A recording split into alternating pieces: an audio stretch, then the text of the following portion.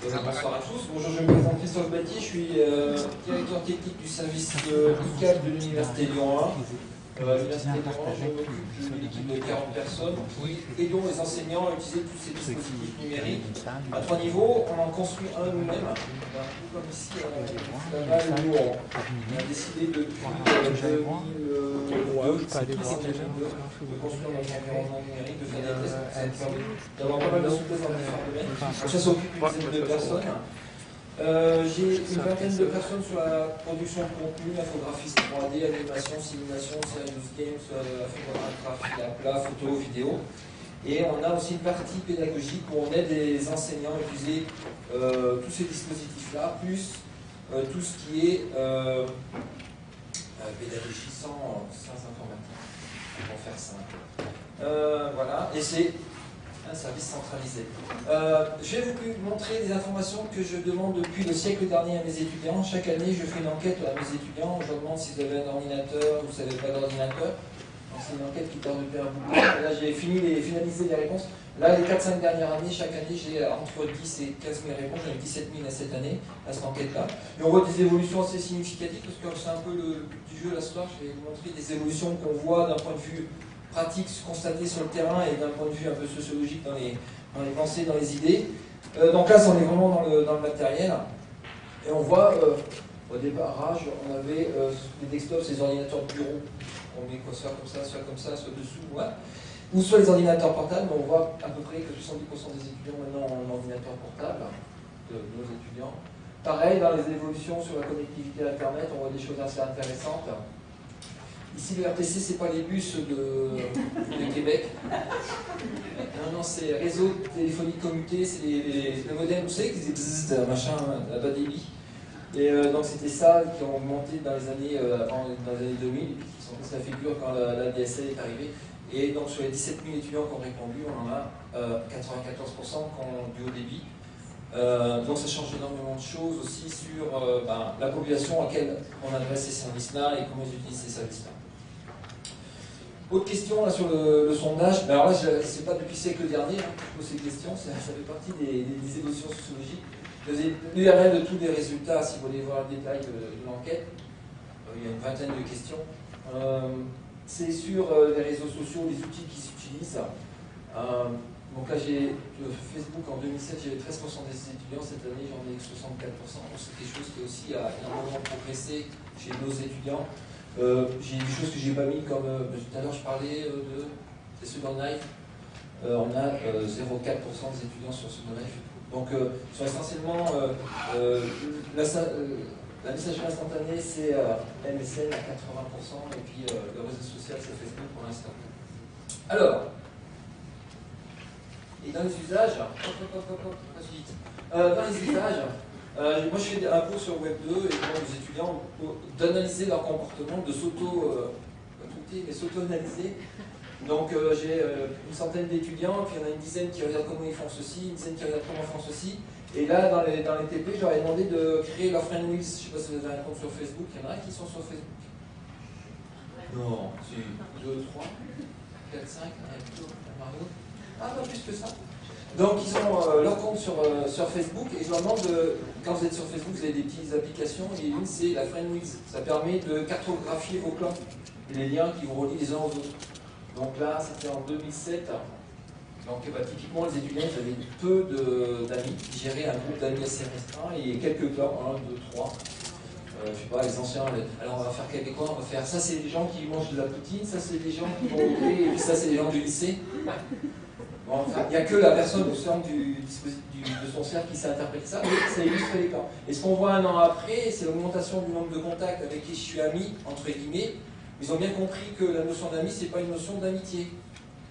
C'est des gens que je connais, c'est des gens qui ont des flux, c'est des gens qui ont un intérêt, j'ai intérêt à ce qui sont éditeurs de contenu, qui sont marrants, qui envoient des vidéos. Enfin, il n'y a plus de lien d'amis, comme nous on a les anciens utilisateurs de Facebook. Je crois qu'on veut avoir des vrais amis, non mais c'est pas ça du tout.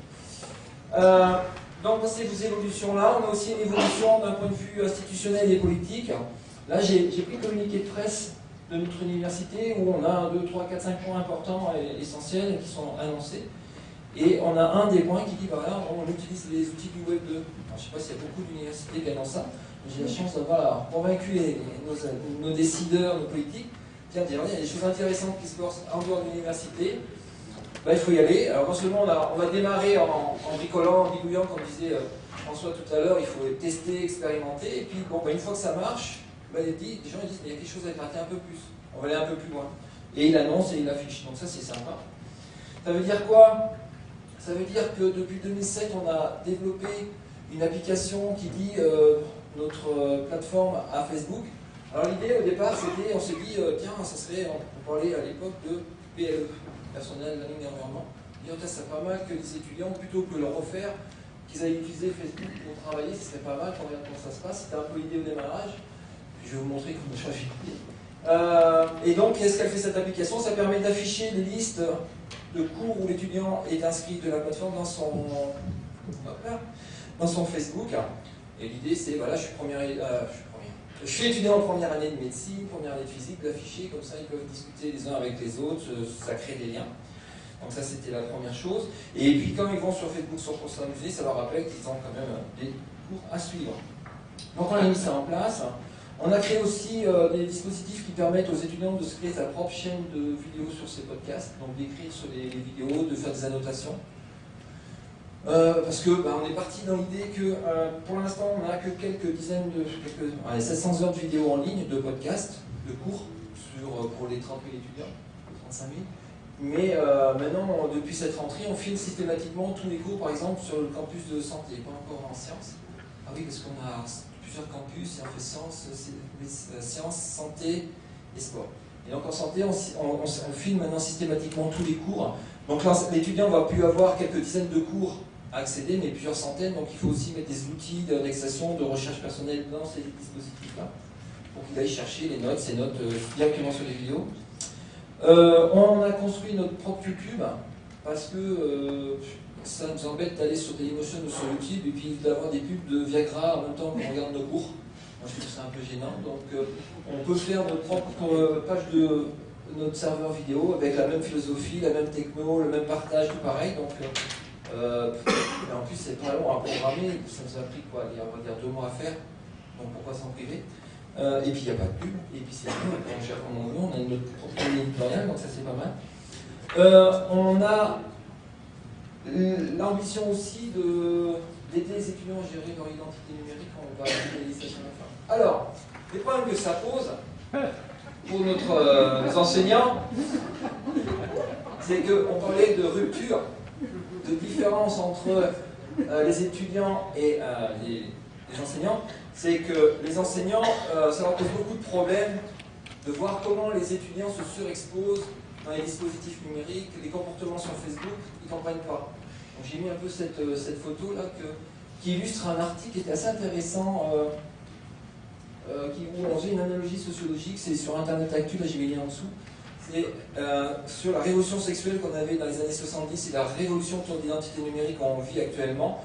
Et d'un point de vue sociologique, le décalage entre les générations, la rupture qu'il y avait, la revendication de soi dans d'autres types de domaines.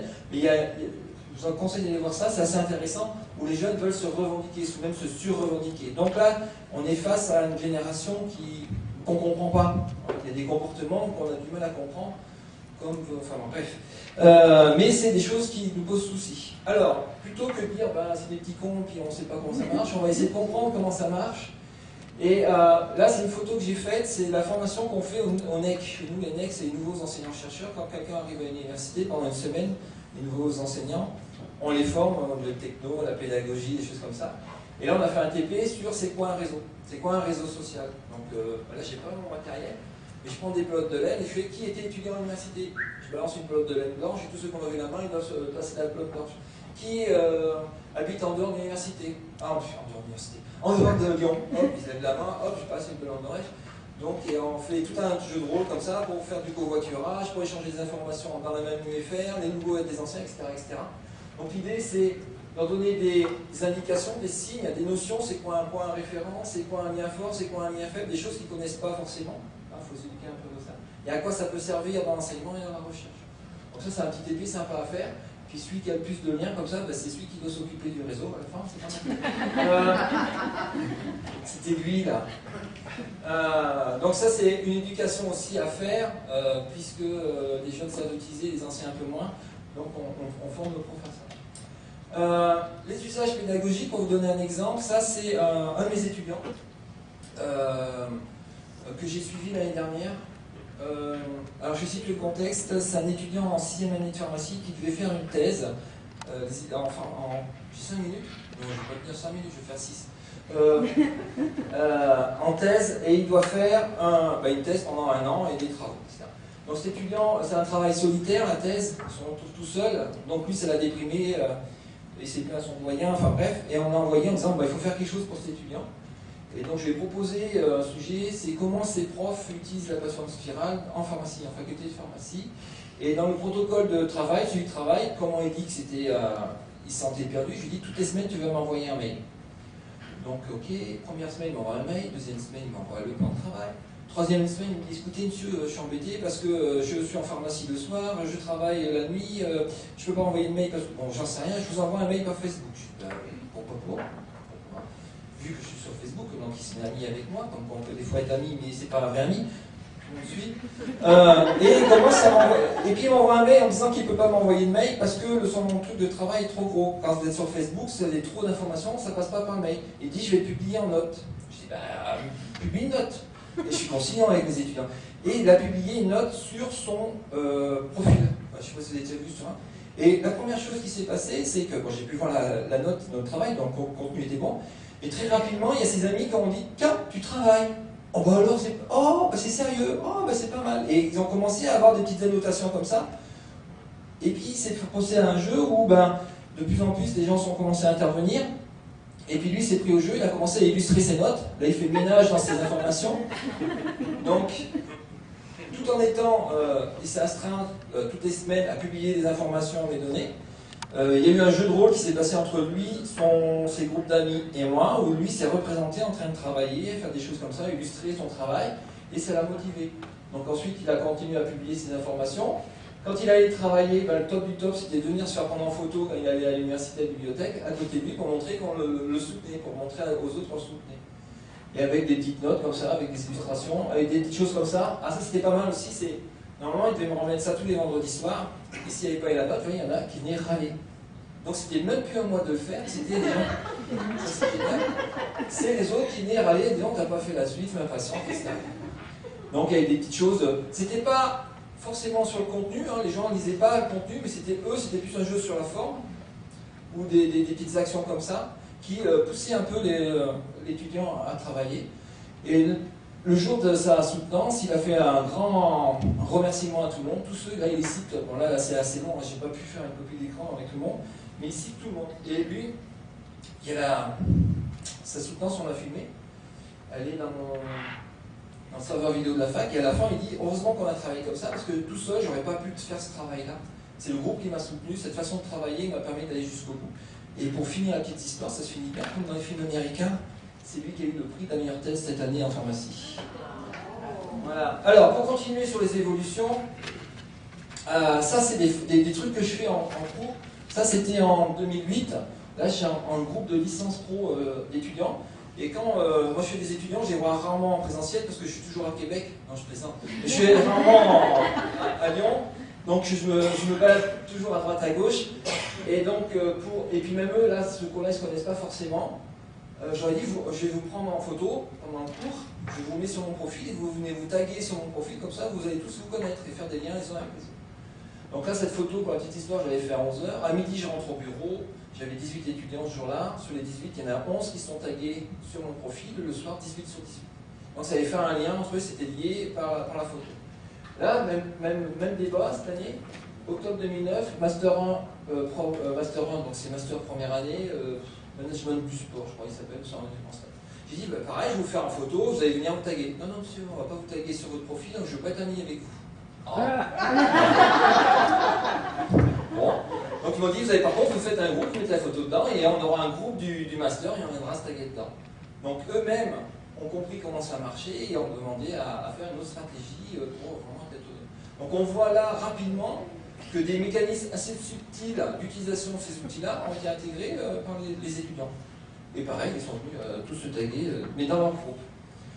Pour continuer sur... j'ai encore 6 minutes, c'est bien. Pour continuer sur la stratégie des réseaux sociaux,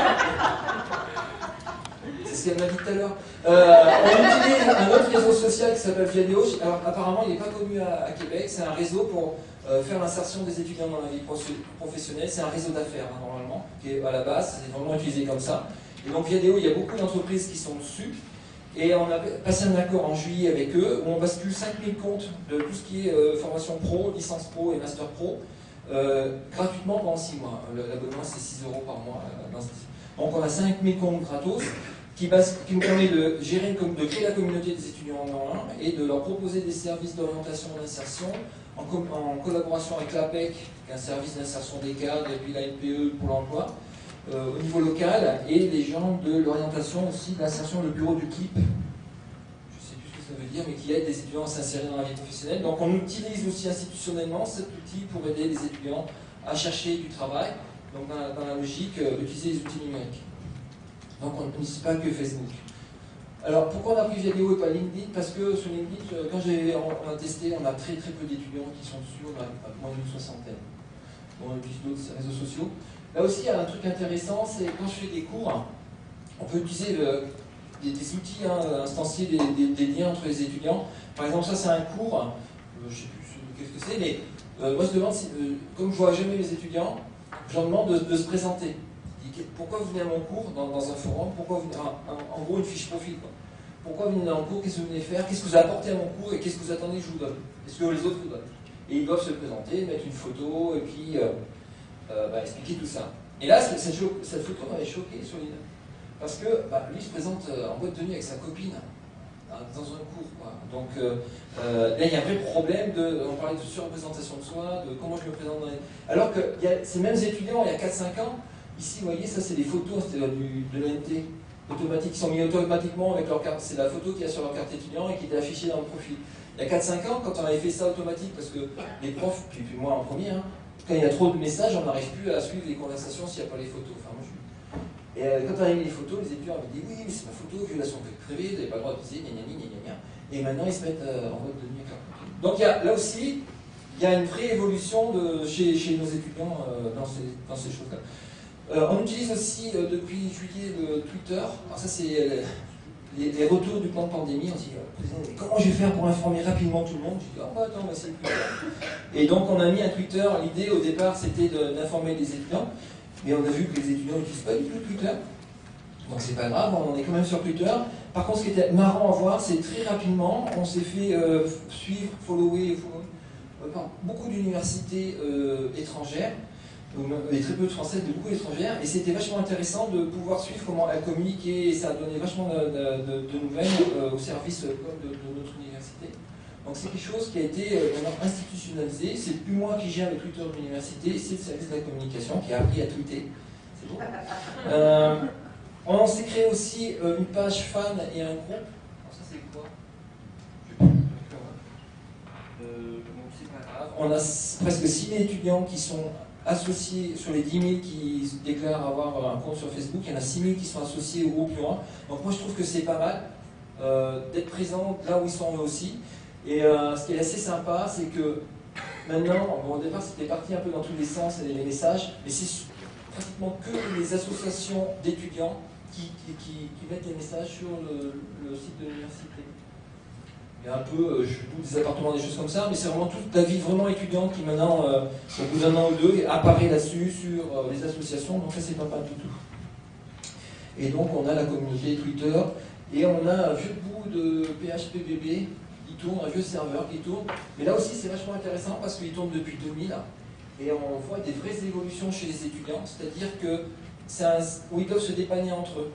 Et au démarrage, c'était, je vais être un peu grossier, mais les messages étaient du type putain, ce fichier dans cette fac, je trouve pas l'emploi du temps. Point. On ni savait qui c'était, ni dans quelle formule, ni dans quelle année il était inscrit. Donc ils balançaient un peu des messages comme ça. Et puis maintenant c'est bonjour, je suis en première année machin, je n'ai pas trouvé mon emploi du temps, pouvez-vous m'aider? Et c'est eux qui se répondent entre eux. Donc là il y a une vraie évolution aussi. C'est dans les usages, dans les pratiques, dans la façon dont on adresse. C'est le même dispositif, hein, il n'a pas du tout changé, hein, c'est le vieux bazar qui tourne depuis des années. Mais comment il s'en sert, ça a vraiment évolué. Alors, j'ai encore 6 minutes. Je vais montrer un dernier exemple. Je blague. Dernier exemple, c'est on a tout un ensemble d'outils, comment on scénarise des productions en les faisant travailler en groupe, ces étudiants-là. Là, c'est un cours sur le Web 2, c'est découvrir le Web 2.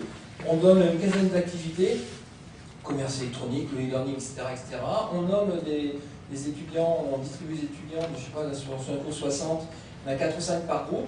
Et dans un forum, ils doivent discuter entre eux. Et ce forum, ils discutent entre eux. Alors pourquoi je montre ça? C'est parce que en parallèle, j'ai oublié de le mettre sur la slide, mais en parallèle, j'ouvre un espace sur Facebook en disant, ce que je vous ai dit, quand on a fait les expérimentations, on s'est dit peut-être que les discussions, ça va se faire sur Facebook et tout ça. On se rend compte que pas du tout. Les discussions boulot, ils viennent les faire ici, ils ne les font pas sur Facebook. Parce que dans leur petite tête, leur grosse tête, Facebook c'est la cour de récréation, c'est pas la classe où on travaille. Donc ils papotent entre eux de tout et de rien sur Facebook, ils apprennent à se connaître, t'as vu le football, Montréal a pris la branlée la dernière fois à Laval, enfin des choses comme ça, il paraît que ça se discute aussi. Et là ensuite, quand on vient sur l'environnement de l'université, on travaille. Et donc c'est pour ça qu'au départ, ce qu'on voulait faire extérieur, maintenant on va dire on va plutôt le construire, le réseau social de l'université, dans la structure de l'université. Je me dépêche, regardez avec des grosses...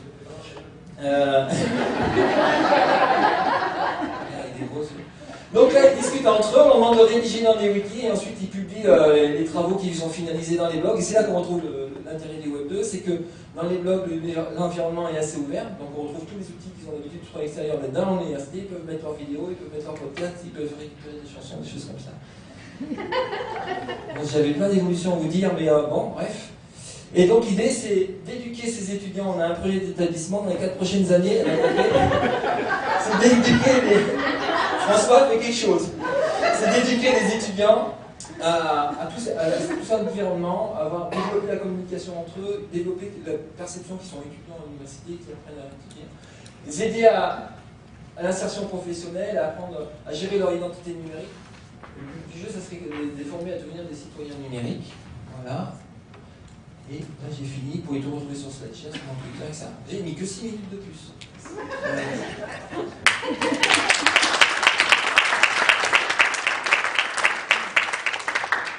Il y a sûrement des tests. Alors pour les questions, on fait un serious drink au café avec Mario, c'est sur le Twitter à partir de 20h.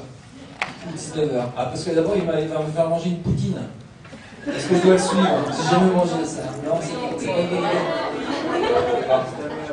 Alors c'est moi qui prends le micro. Est-ce qu'il y a une question?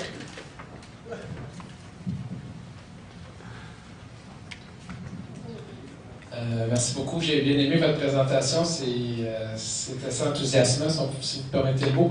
Ma question, c'est, avec les réseaux sociaux, comment vous trouvez, je vois que vous avez connu beaucoup de succès avec votre pharmacien, mais comment vous arrivez à faire, c'est des réseaux où c'est plutôt des réseaux égocentriques, comment vous faites pour gérer le moi de vos étudiants?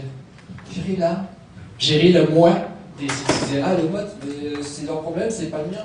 Moi, quand là, l'expérimentation, elle a montré que les gens de l'extérieur, en dehors de la relation, ils ne sont pas intervenus entre lui et moi. Jamais j'ai reçu de mail de ses copains. Ils ont toujours intervenu sur la forme, sur le temps, sur le rythme, mais pas sur le contenu. Donc ils ont une action qui est de motivation, une action ludique, mais pas une action sur le contenu. Par contre, je ne l'avais pas dit, le jour de la soutenance, d'habitude, il y a 4-5 personnes à soutenance. Là, vous verrez dans la vidéo, il y a plus d'une 50aine de personnes dans la salle. Ils sont tous venus nous serrer la main. Il y en a même qui m'ont demandé de faire leur thèse avec eux. J'ai dit non, j'en ai fait une, je ne vais pas en faire ça. Mais il y a un lien qui s'est créé, même si on n'a jamais été directement avec eux. Et est-ce qu'il doit se surexposer comme ça? Moi, j'ai trouvé ça marrant d'avoir les photos. Et j'attendais les notes avec impatience, puisque ce soit un truc chiant à lire par mail. Là, j'avais plaisir aussi à regarder les travaux d'étudiants. J'ai bien répondu? Non. Merci. De rien.